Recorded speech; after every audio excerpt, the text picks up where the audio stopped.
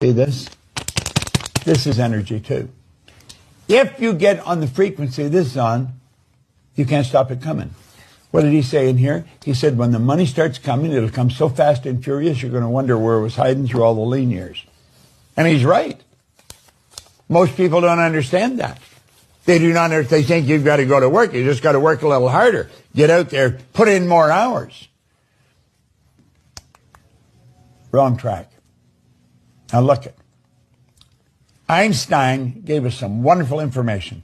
He said the intuitive mind, that's the higher faculties, is a sacred gift.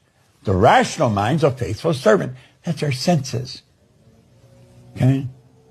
We've created a society that honors the servant and has forgotten the gift.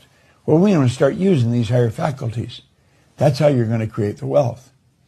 Now, I showed you this yesterday, and I'm going to touch on it once today, but I want you to get this. I want you to copy this down, and I want you to pay attention to it.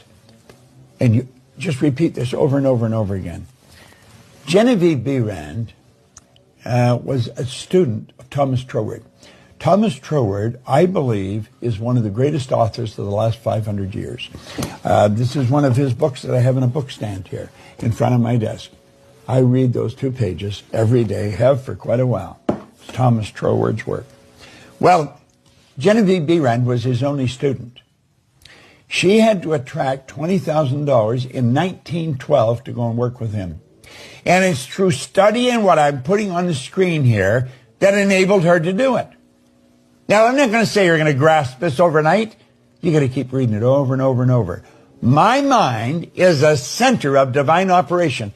What do you mean my mind's a center of divine operation? Now, think about this for a moment. Everything has a center.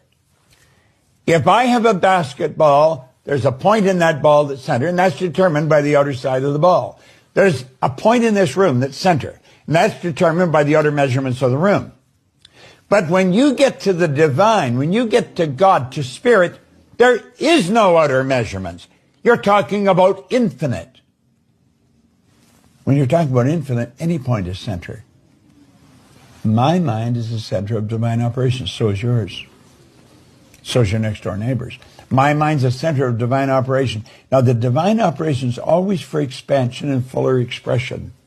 The divine operation is always for expansion and fuller expression. And this means